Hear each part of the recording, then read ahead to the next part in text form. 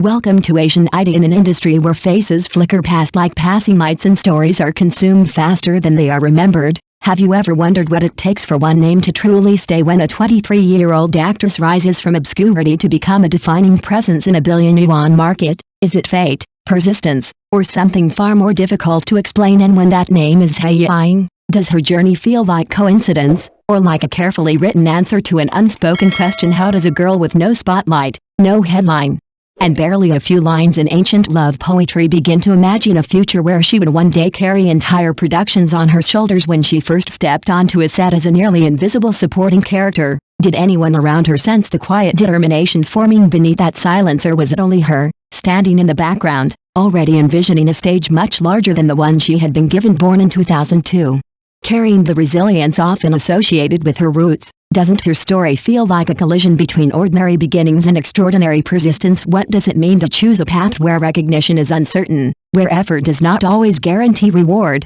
where countless others are chasing the same fragile dream?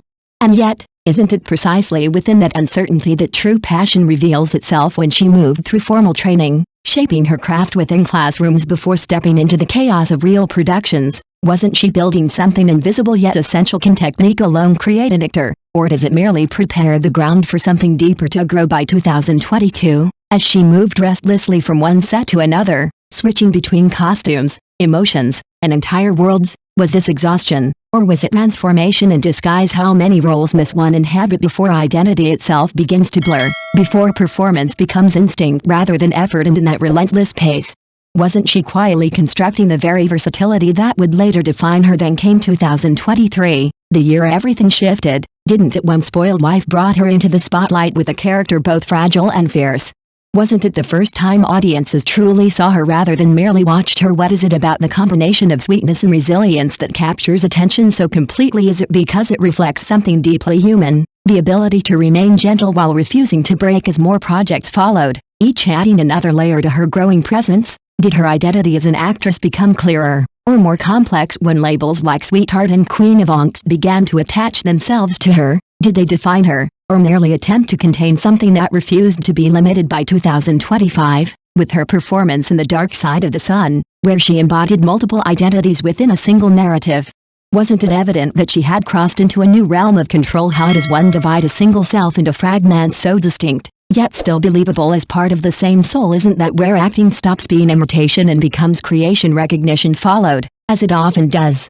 But does recognition ever truly capture the journey that precedes it? When she was named among the most beloved actresses of the year, did that title reflect the sleepless nights, the relentless schedules, the quiet doubts that no audience ever sees? Or was it simply the visible peak of a mountain built from unseen efforts? 70 productions in 4 years. Does that number represent success, or sacrifice? What does it cost to maintain such momentum, to live constantly between characters, to exist in a cycle where endings and beginnings blur into one continuous motion? And at what point does dedication begin to resemble something closer to obsession? Her fans see the result: over 1 million followers, hundreds of millions of likes. But do numbers ever tell the full story? Can statistics measure the subtle shift in her gaze, the restraint in her expression, the emotional precision that keeps audiences watching just a moment longer? Perhaps what makes her truly remarkable is not just her output, but her adaptability. Wouldn't you agree? In an industry that demands instant chemistry, where partnerships change as quickly as scripts, how does one remain convincing every single time? Is it talent alone, or a learned instinct, the ability to connect, to respond, to create something real within artificial circumstances? Then there is the quiet discipline behind it all, isn't there? While others chase visibility, she retreats into her work, letting performances speak where words remain absent. Doesn't that restraint itself feel powerful in a world that rewards noise? Isn't silence sometimes the boldest statement about beyond her personal journey?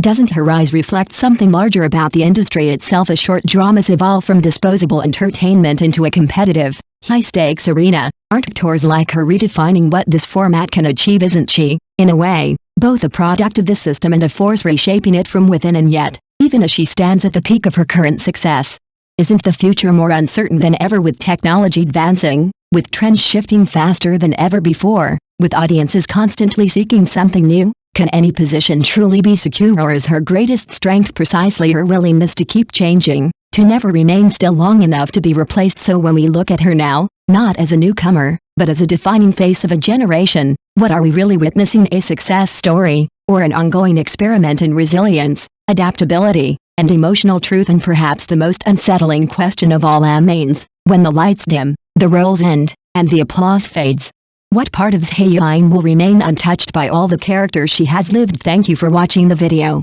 See you again.